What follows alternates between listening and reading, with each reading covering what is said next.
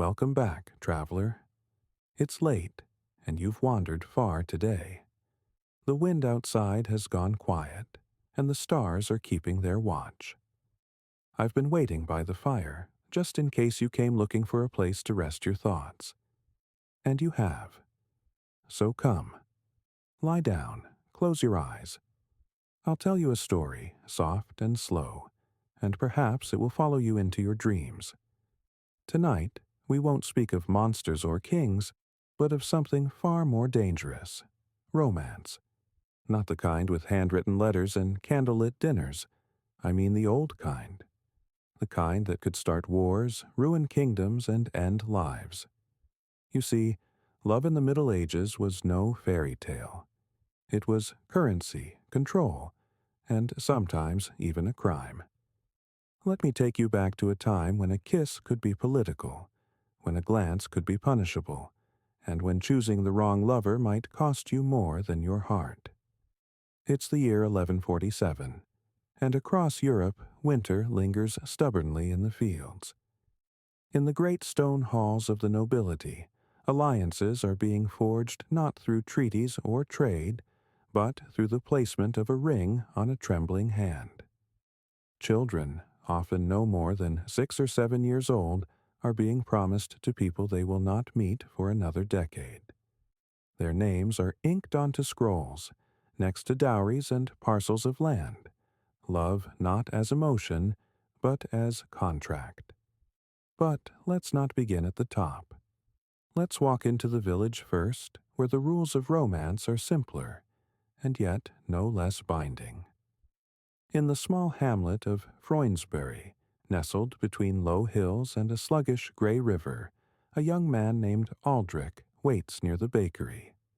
He's no knight, no poet, just the apprentice of a tanner with strong arms and soot under his nails. He's waiting for Marion, the miller's daughter, who comes to collect bread every third day. She knows he waits, though he pretends he doesn't. This is courtship, peasant style, silent, shy, and full of impossible hope.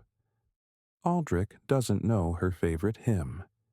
He doesn't know her age, but he knows how her braid swings when she walks, and that her laugh is like birds in the ivy. And today, as the church bell tolls noon, she finally stops to speak to him. The exchange is brief. A compliment about the weather. A glance. Nothing more. But for Aldrich, this is the beginning of something grand.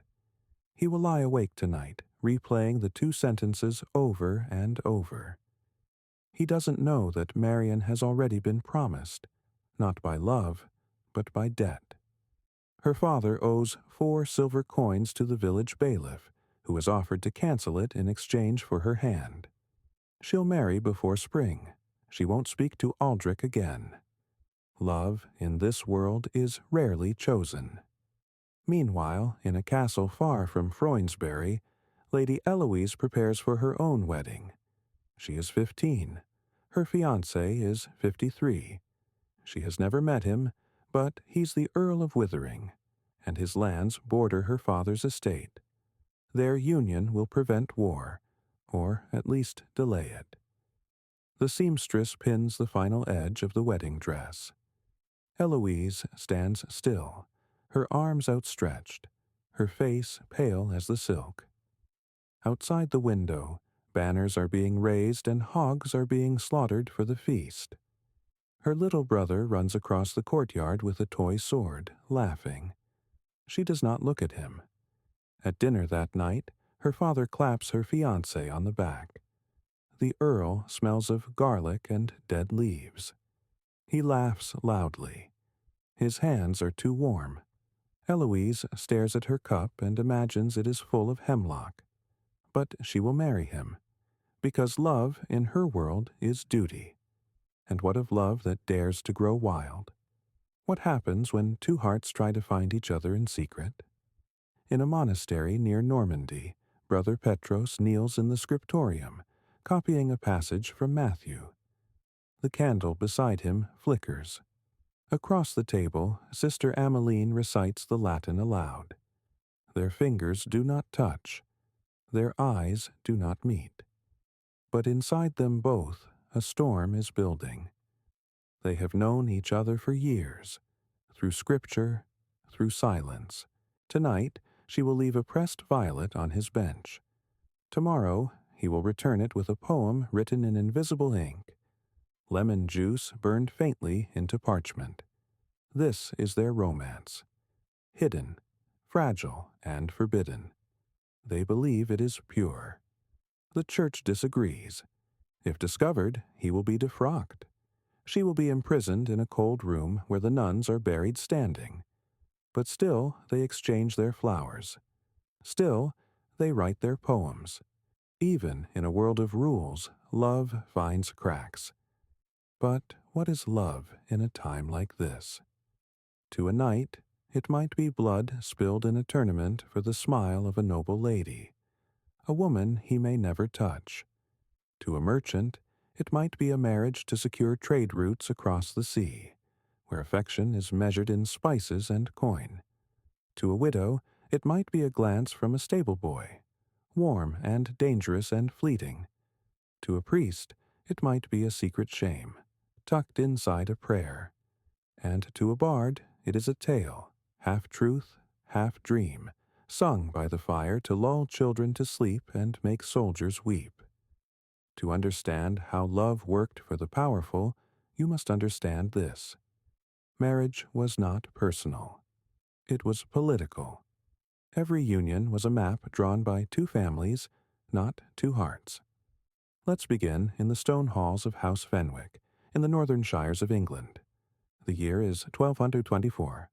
A child is born, healthy and screaming, in a cold chamber lit by tallow candles.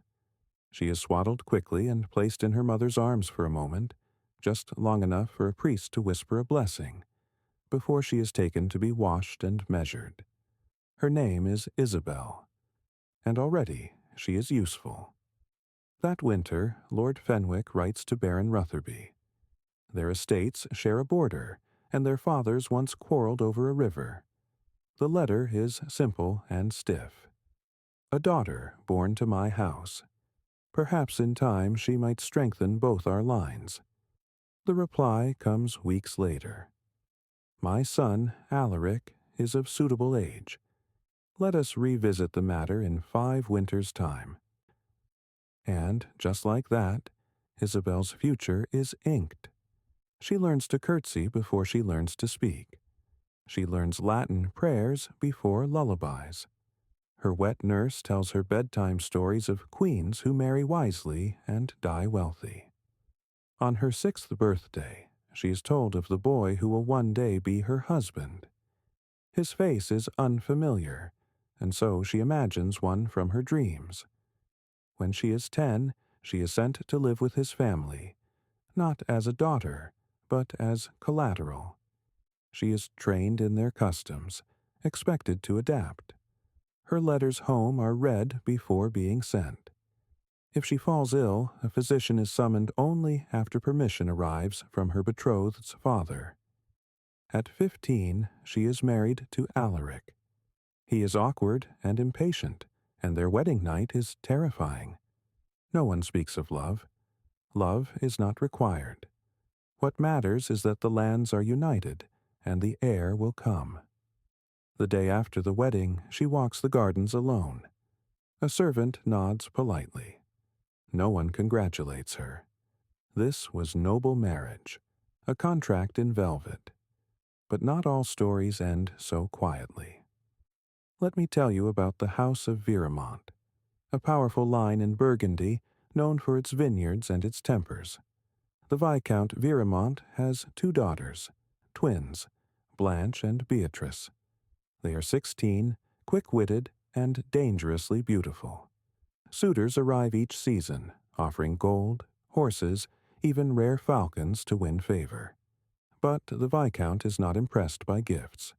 He wants control. He wants leverage. He wants to raise his house above the rival lords who once laughed at him. So he makes a plan.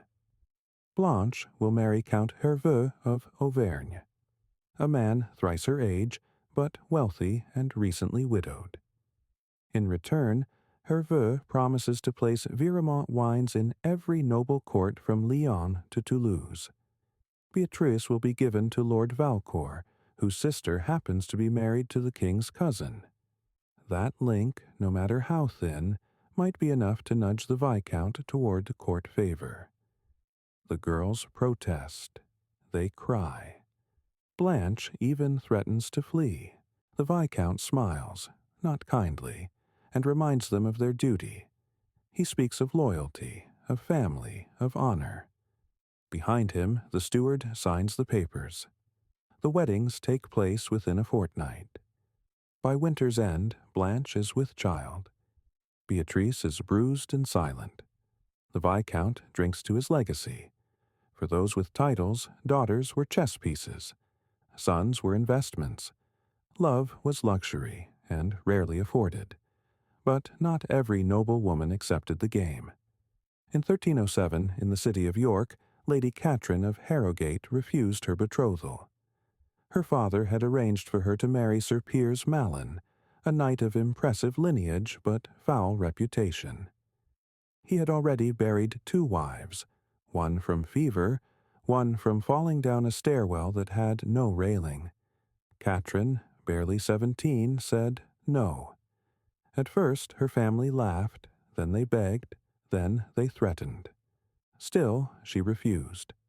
Her aunt smuggled her away in a carriage bound for a convent near Durham. There, under the protection of the abbess, she petitioned the bishop for the right to remain unmarried. It was rare, but not unheard of. If a woman could prove spiritual calling, she might be granted sanctuary. A loophole in the game. After weeks of hearings and whispered accusations, the bishop relented. Catherine never married. She never returned home. She lived out her days among nuns, tending to the gardens and reading scriptures. Some say she was lonely. Others say she was free. And then, of course, there were secret marriages, ones that defied the system. Runaways, elopers, lovers who exchanged vows in barns or forests, before God but without witnesses. Legally, such unions were murky. The Church struggled to decide whether consent alone made a marriage valid. In some villages, a couple could claim themselves husband and wife simply by declaring it 3 times before others. But if a father objected, or if land was at stake, the law might ignore such declarations entirely. One case from 1382 tells of Thomas and Anne, 2 farmers' children who fled their families and married with the help of a traveling priest.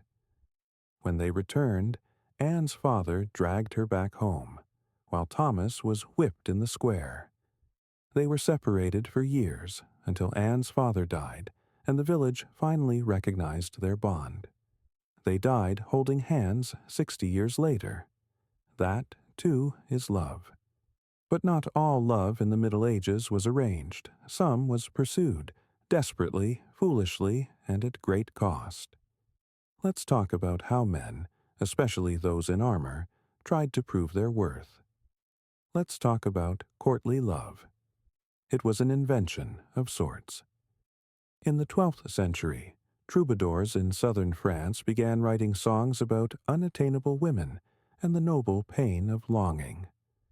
These songs spread like wildfire, through castles, across borders, into salons and drawing rooms, and the minds of young nobles raised on fantasy. Soon, every knight wanted to be a poet, every lady a muse, and every stolen glance became a sacred ritual. But courtly love had rules. Dozens of them. It had to be secret. It had to be unconsummated, at least in theory. It had to involve suffering, humility, and praise bordering on worship.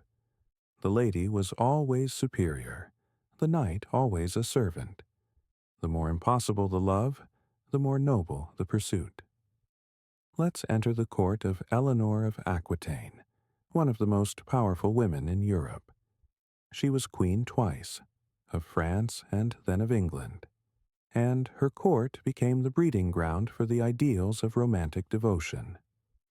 There, Young men were taught to fall in love with women they could never have, usually the wives of other lords.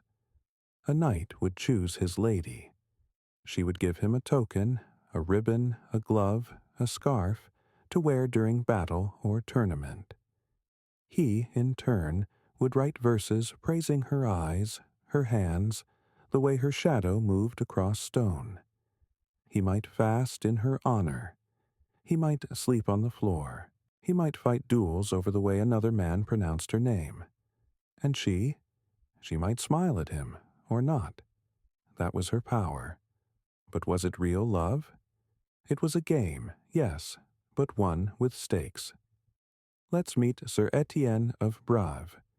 He was a minor knight in the service of Count Thibault, and during the feast of St. Alaric he saw her, Lady Mira of Belreux. She was married, of course. They all were. She wore blue satin and carried a white fan, and she did not look at him, not once. Etienne wrote his first poem that night. Over the next 3 months he wrote 22 more. He left them beneath her window, tucked in the folds of her carriage, tied to the foot of a pigeon meant for market. Each one more desperate than the last. He fasted every 3rd day, wore her colors into the spring tournament, and when another knight laughed at her singing voice, Etienne challenged him. The duel was swift. Blood on the stone. Etienne won. But Mira did not speak to him. At midsummer she sent a single note. "Your songs have improved." That was enough. He carried that scrap of parchment in his breastplate until the day he died.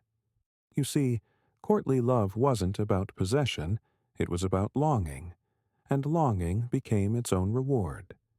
But sometimes it was more than performance. In the kingdom of Castile, around 1260, a knight named Sancho was imprisoned for refusing to renounce his love for a lady of the court. Her name was Inez. She was the daughter of a duke and promised to a prince. Sancho, the story goes, fell in love with her after seeing her walk barefoot in the chapel, her hair unbound, a rare breach of decorum.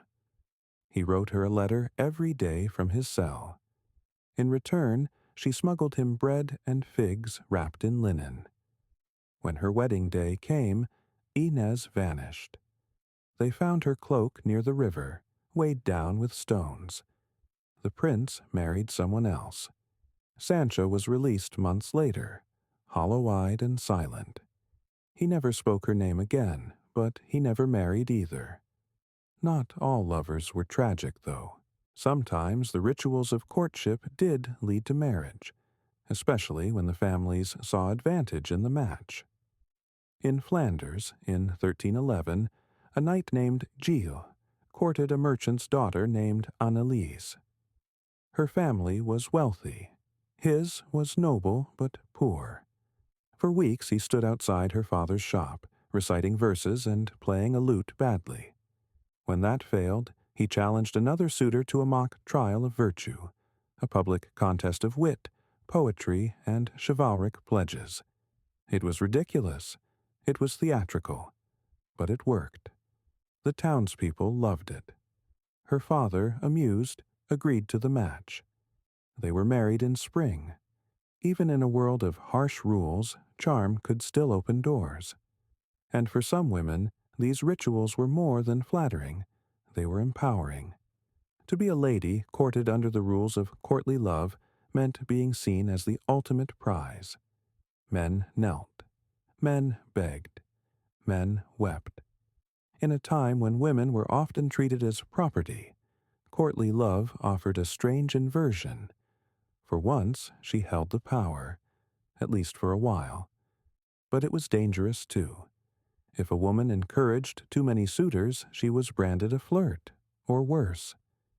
If a man's passion turned obsessive, what began as poetry might end in violence. There are records, many, of knights who attacked or abducted women who rejected them. The church condemned such acts, but often too late. Love, even in its most elegant form, could turn sharp. So, when you imagine the Middle Ages, don't think only of swords and plagues. Think of ribbons tied to lances. Think of verses hidden in saddlebags. Think of the burning ache of a man who knows he'll never touch the hand he adores, and still wakes every morning to praise it. Because in a world where almost nothing was yours to choose, the fantasy of devotion, the illusion of love freely given, was a powerful thing. Let's speak now of power. Not the power of kings or knights, but of the Church. Because if love was fire in the Middle Ages, the Church was the stone bowl trying to contain it. They didn't always succeed. The medieval Church held authority not only over souls, but over bodies, when they could touch, how they could sleep, even what was permitted between husband and wife. And yet, love still found a way to slip through the cracks. Let's begin with a rule. One simple, strange rule. Did you know that in the 12th century, the Church banned sex on more than half the days of the year? Mondays were sacred. Fridays, of course. Sundays as well. Then came holy days, feast days, saints' days, fast days, and all of Lent Advent, too. On paper, this left fewer than 100 acceptable nights a year for conjugal union. And even then, it had to be missionary, married, and for the purpose of procreation. Desire was never the goal. Passion was frowned upon. Intimacy was seen as tolerated sin. But people are people. Behind monastery walls and cathedral pulpits, secrets stirred. Let me tell you about Father Guillaume. He was a respected priest in a small village near Rouen, educated, pious, a healer of animals and souls alike. The villagers loved him. They brought him bread in winter and flowers in spring. He also loved a woman named Clara. No one knew when it began. Maybe it was the way she stayed after confession, asking questions about St. Agatha. Maybe it was the way she lingered in the pews after Mass, staring at the stained glass long after the others had gone. They met once under a willow tree, then again, and then every Thursday. He told himself he was saving her soul. She told herself he needed saving. For 2 years, they lived in that tension, between sin and silence. It ended not with fire, but with a letter. Clara's father, suspicious of her delay in marrying, sent her to live with relatives in Paris. Father Guillaume never saw her again. He prayed harder after that. He confessed. He wept, but he never denied he loved her. Even priests could fall. Now let's shift to the rituals of the marriage bed. Weddings were sacred, but what happened afterward was monitored. In some regions, it was custom for a priest to bless the marriage bed before consummation. In others, newlyweds were expected to provide proof of completion, sheets stained or statements sworn. The Church wanted control, not just of ceremony, but of union. They tracked degrees of kinship, forbidding marriage between anyone closer than seventh cousins, though enforcement was inconsistent. Nobles often ignored it. Peasants often didn't know who their seventh cousins were. More curious still, a marriage could be declared invalid if either party had previously pledged themselves, even in private, to someone else. This led to disputes, scandals, and more than a few dramatic trials. There is one record from 1319. A young woman named Agnes stood in court swearing she had promised herself to a man named Leo when they were both 14. She said they had exchanged vows under a tree, that he'd kissed her hand and sworn loyalty. Leo, now betrothed to someone richer, denied it. The court summoned witnesses. The tree still stood. Agnes had kept a small token, a scrap of ribbon stained with mud, tied around a dried flower. The court ruled in her favor. Leo's new engagement was annulled. He was ordered to marry Agnes. They did. It didn't last, but the Church made its point. Promises mattered, and then there were the penances. If a man confessed to desiring his own wife too much, yes, that was a sin, he might be told to fast for 7 days and sleep on straw. If a woman confessed to initiating intimacy, she might be assigned more prayers than a thief. Desire was suspicion. Pleasure was guilt. But of course, not everyone agreed. In hidden corners of abbeys, in the margins of illuminated manuscripts, there were whispers of something else. A belief that love, even physical love, could be divine. Mystics like Hildegard of Bingen wrote of sacred union in language so sensual it bordered on erotic. Some monks painted lovers into the borders of religious texts, small, defiant images of women on horseback or couples under trees, smiling. Even the Song of Songs, a book of the Bible, was openly romantic, full of longing and metaphor. It was dangerous, yes, but it was there, an undercurrent, a breath beneath the rules. Let's return to the village now. A woman named Lena is preparing for her wedding. She is 18. Her groom, Thomas, is 24, a blacksmith. They have known each other since they were children. They want this. And still the priest insists on the proper rites.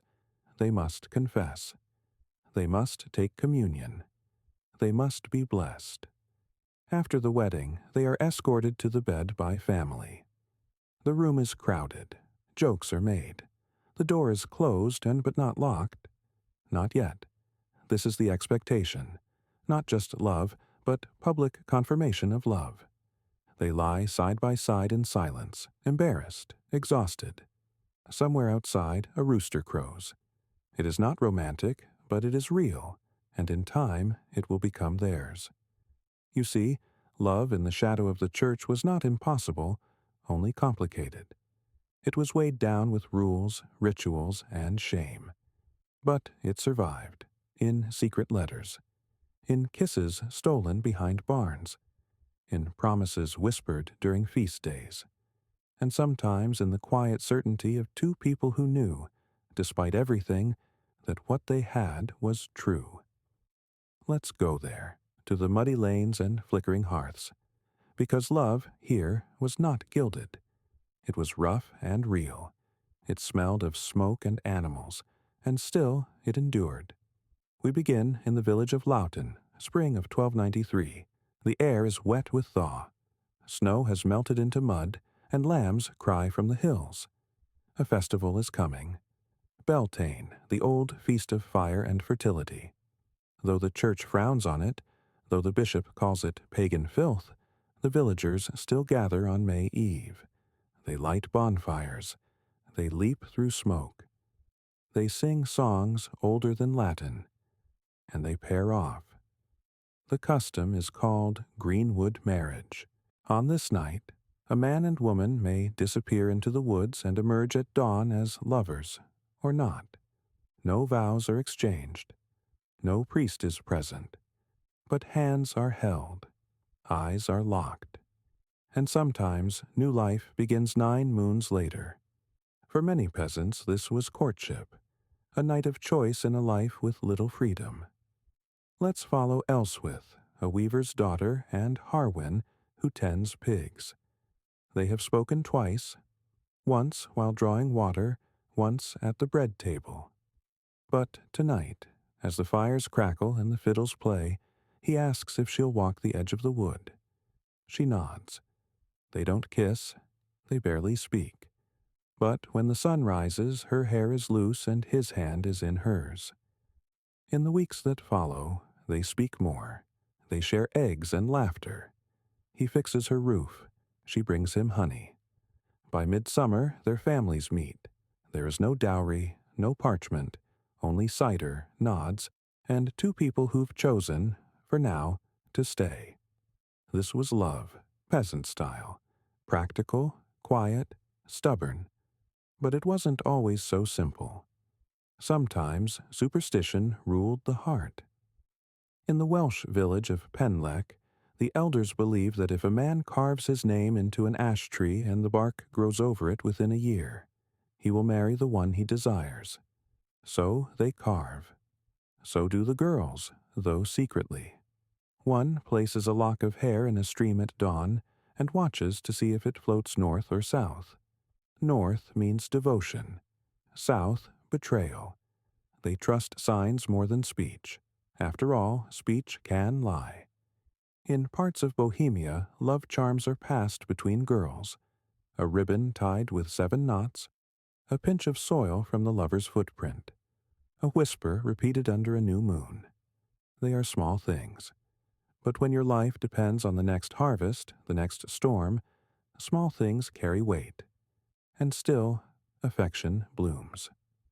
In one record from 1327, a plowman writes to his intended, "Though I have no coin to give, I will dig you furrows and hold your feet when the wind bites. You are as the sun to my oxen, necessary, warming, and good." He could not write the letter himself. He paid the village scribe in eggs. But the words were his. The girl accepted. They wed in winter with cider and song. But not all stories end with joy. Sometimes love was a risk, a luxury, even a crime. Take the case of Marit, a shepherd's daughter in Norway. She fell in love with a traveler, a man with no land, no family, no past. Her father forbade it, said he smelled of iron and bad dreams.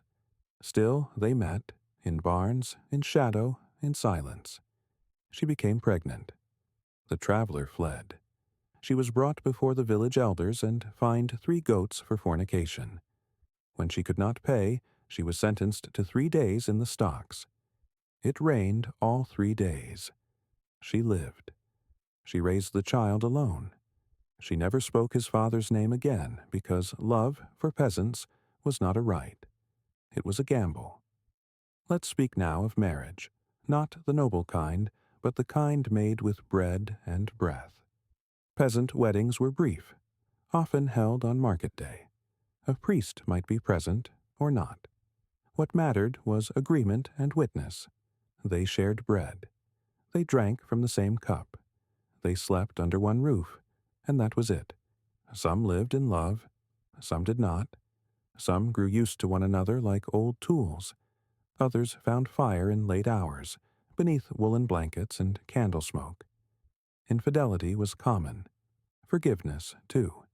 They had no luxury for grudges. But in all this, the mud, the struggle, the ache, there was tenderness. A man sewing his wife's torn bodice by firelight.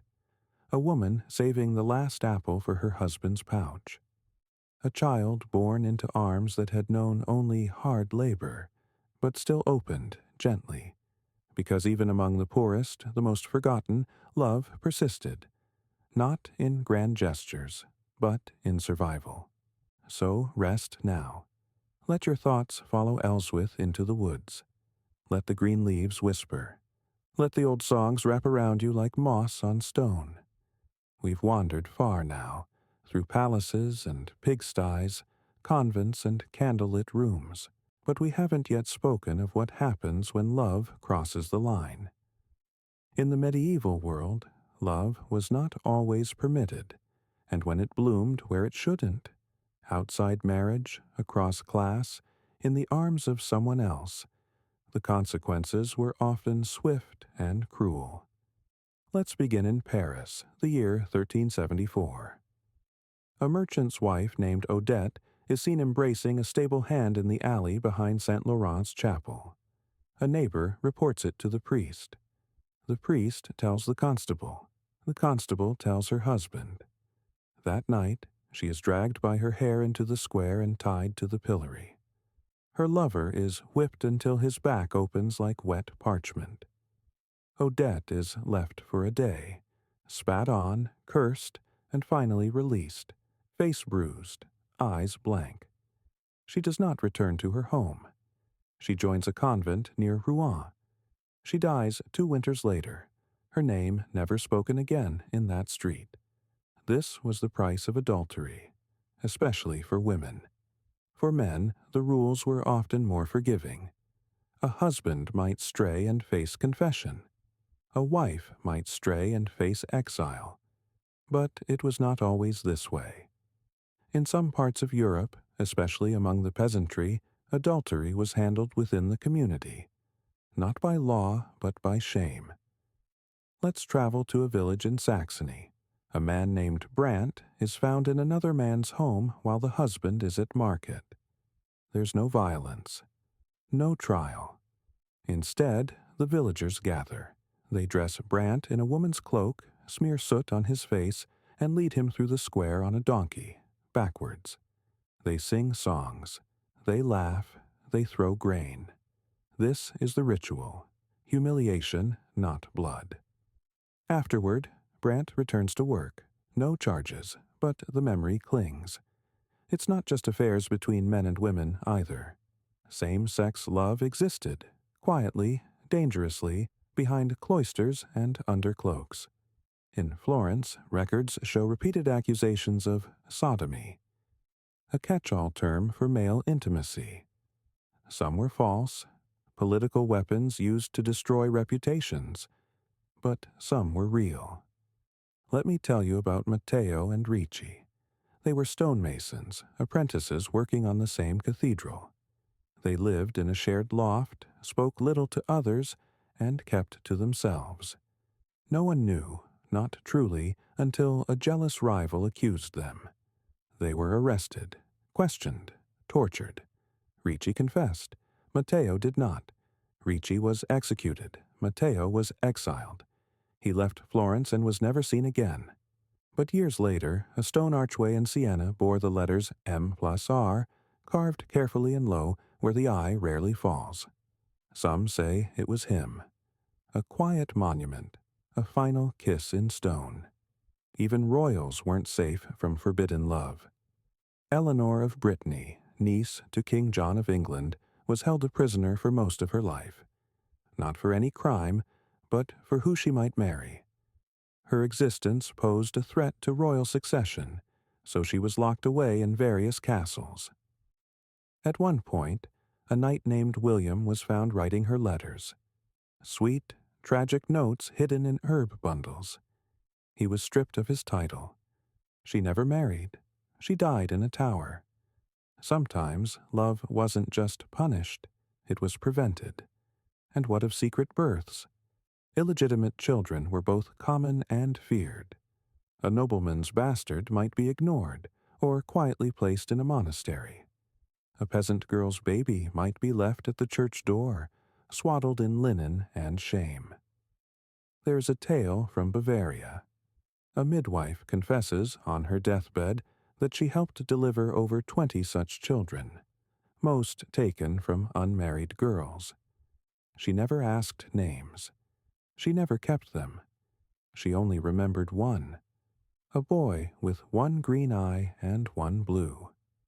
His mother kissed his forehead, she whispered, and said she'd never love again. But not all forbidden love ended in punishment. Some found a way.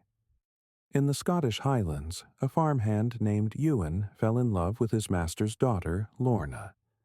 They met beneath the thistle trees, exchanging tokens, a carved comb, a feather, a seashell. When her father discovered it, he forbade her from leaving the manor.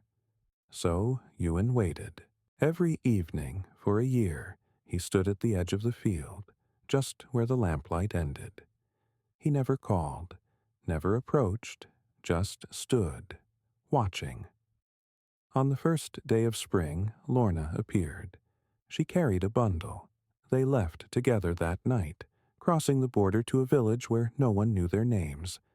They lived, poor and happy. No one came looking. Sometimes love wins, but the fear never left. In many villages, there were rituals to test fidelity. In one, a woman accused of infidelity had to walk barefoot over heated iron plowshares. If her feet blistered, she was guilty. In another, a husband could challenge his wife's supposed lover to a trial by combat. If the lover won, he was innocent. If not, he was buried where he fell, and in the darkest cases, jealousy led to murder. A record from 1342 describes a miller who killed both his wife and her suspected lover, then claimed divine wrath as justification. He was absolved. The priest called it righteous fury. No one argued, because love, when twisted by power or fear, could be lethal. And yet, people still loved, still risked, still chose, because what else was there? A world of cold nights and hard bread, of disease and duty. And then the sudden bloom of warmth in a glance, a brush of fingers, a shared apple, a secret path. So many broke the rules, not to rebel, but to feel something true. And so, tonight, remember them, Odette, tied to the post, Matteo, carving names into stone, Lorna walking barefoot into the dark. Not saints, not sinners, just hearts, beating under too many laws. The air is still. The stars are slipping west, and the story is almost done. We've walked through the great halls and low fields, watched hearts bend under duty, crack under punishment, bloom in secret. And yet, through all of it, something survived. Not just desire, not just ritual. Love. Let's look now, not at how love was punished or planned, but how it endured, despite everything. There's a grave in northern Wales.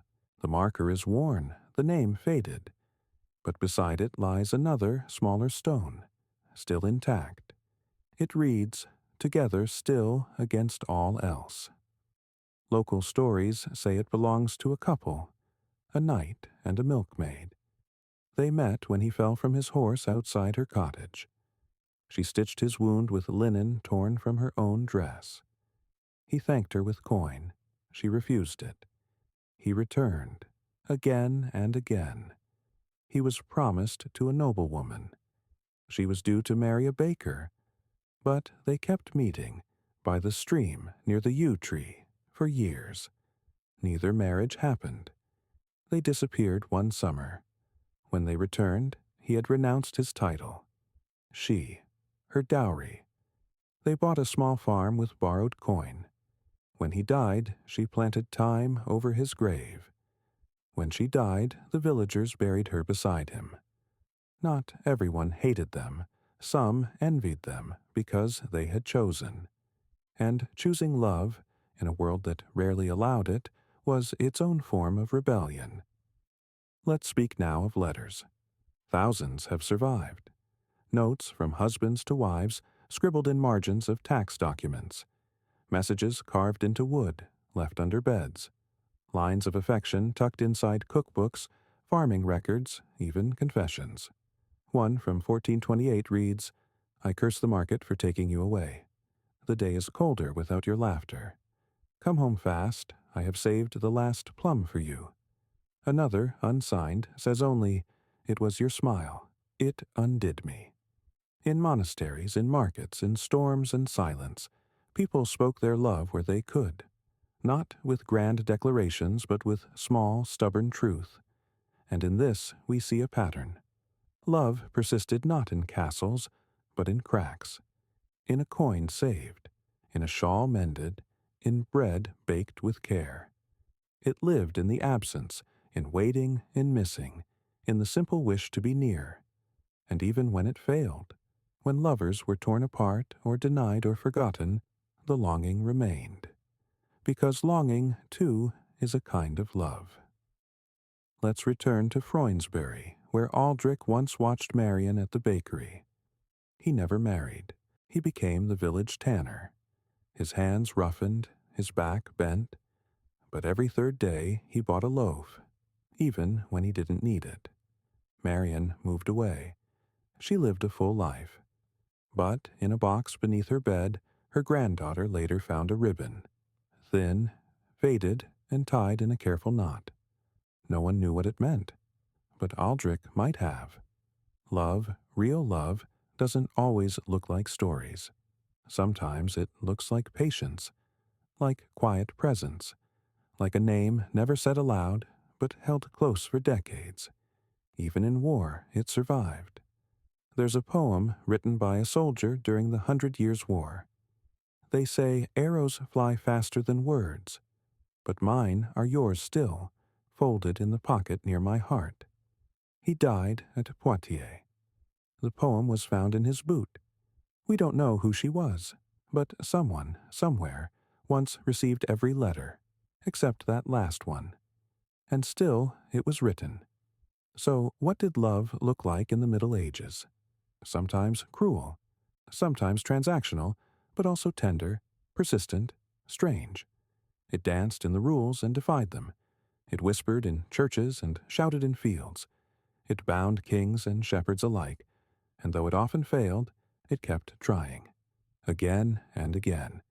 That, perhaps, is the lesson. That love, even when battered, still stirs, still reaches, still hopes.